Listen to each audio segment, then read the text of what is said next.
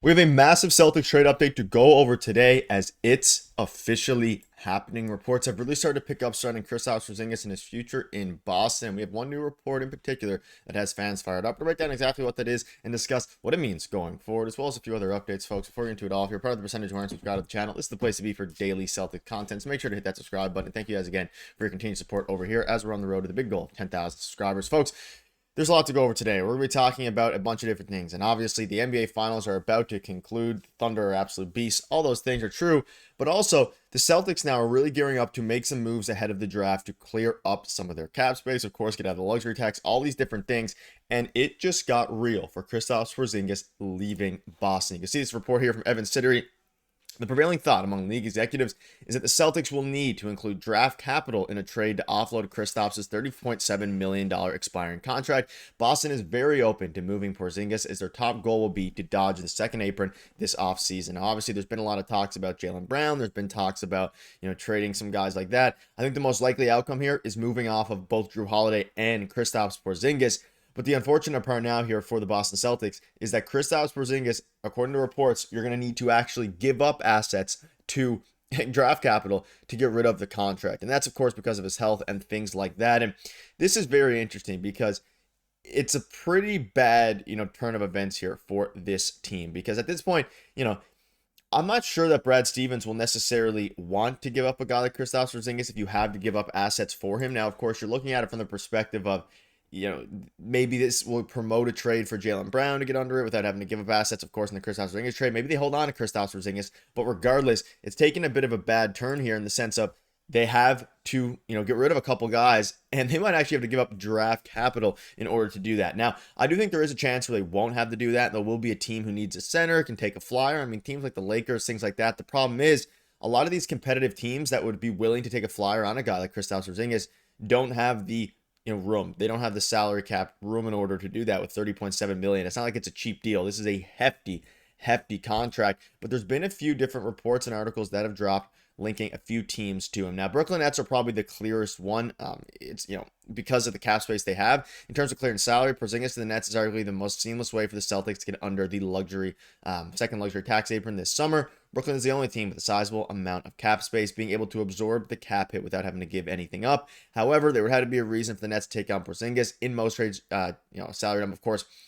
I mean, there is picks involved. And if you're trading with the Nets would be purely, the Celtics would have to obviously include an asset here, right? If you're trading them to the Brooklyn Nets, simply because the Nets don't need to be competitive right now, and they don't really need a center. Now, they're probably going to trade Nick Claxton, so maybe they take on Kristaps and a pick in order to open up room for Nick Claxton to trade Nick Claxton, so you have, starting center spot, and then you get his value up and trade him again at the deadline. I think there's enough, interest, though, you would assume, around the league for them not to have to give up Kristaps and give up picks in that, which isn't ideal. However, it is what it is, and I'm very curious to see what your guys' thoughts are on this, because, of course, the big conversation is who they're going to trade. Kristaps, Jrue, Jaylen Brown. I think Kristaps and Jrue Holiday are the number, 1 and 2 options for Brad Stevens as it pertains to getting rid of a player. Now, on the flip side of that, they're also at a juncture where they don't necessarily, they can go different avenues about this. They're going to let Luke Cornett walk in theory, Sam Hauser, guys like that. They could keep Kristaps Porziņģis, but that $30.7 million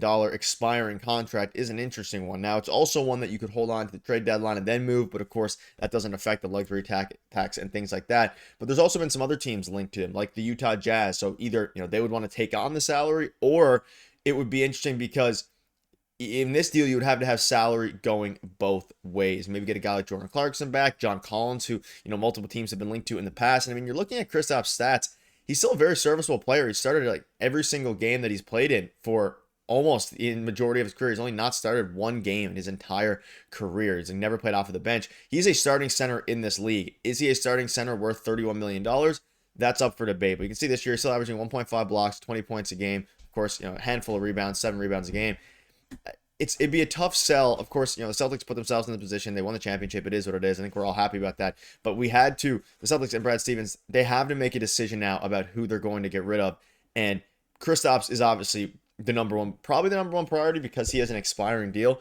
But at the same time, if I'm Brad Stevens, I wouldn't want to give up a ton of assets, especially only after acquiring him a couple of years ago, in order to give up a guy that is an expiring contract. And again, it all turns back to the fact that they need to get under the second luxury tax apron. There's not a lot of teams out there who have $30.7 million that either they can eat an open salary or give out that way in order to make their team better. Like, I mean, the Utah Jazz, Jordan Clarkson, John Collins, a pairing of that could get pretty close to the money, because Clarkson makes, I believe, $14 million, and then John Collins makes 26.5, which is crazy.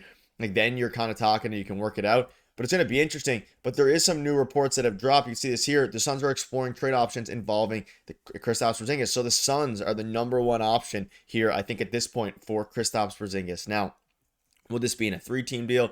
Will this be in a Durant type deal? I mean, I covered on the channel, I believe it was yesterday, like Durant is a very possible option for the Celtics, though I don't think it's likely at all. It's, it's the very low percentile outcome here, just given the fact that, the cap, the horrible spot that the Celtics are in. However, the Suns reportedly have explored the Kristaps Porziņģis sweepstakes. So could Boston Celtics big man be traded to the Phoenix Suns? Jake Fisher hints that such a move might be in the works, with two teams reportedly talking about a trade for the Latvian center. Per the Stein reporter, Phoenix has done some background work on Kristaps Porziņģis, and Porziņģis with Boston is known to be exploring trade options up and down the roster, with both ball clubs currently well over the second apron, incurring all the harsh team building penalties that bring with it. A third team would need to be involved for this sort of deal to work, but the Suns need big man depth and hope to remain competitive while reshaping their roster, making Kristaps Porziņģis an interesting option with low risk as an expiring contract. And that's what I've been talking about. When we're talking about the Brooklyn Nets, when we're talking about the Utah Jazz, those are teams that aren't necessarily immediately, competing right now for anything. Whereas the Suns, we know they're going to be trading Kevin Durant at some point. They want to remain competitive around Devin Booker and, in theory, I guess, Bradley Beal. But, is a Booker, Beal, and Kristaps team good enough to win? No. But if they want to remain competitive, and they can get Kristaps for very, very cheap, if like not nothing, because of course in most of these deals, including the report from Evan Sittery, the Boston Celtics will have to give up assets. Now, if the Suns want to take it on without having to give up assets, then that would be good for the Celtics, of course. But it could make sense where, it's a 3-team deal, and because this interesting situation the Suns are in, they want to take a flyer on a guy like Kristaps and maybe help them win next year, or at least win some games. So they won't, necessarily need draft capital back, and they'll just kind of get rid of some of their players. The Celtics will obviously take on some to, make the salary work. But then you're at an interesting spot then, because you're not giving up any salary. And I think that's the biggest and most likely option right now, is that the Celtics do trade into the Phoenix Suns. Now, whether that's part of a 3-team deal in the KD deal, whether that's just a part of a, you couldn't really do 1-for-1. You'd probably need to have a third team involved in this because of both teams being over the second apron, being in the second luxury tax threshold.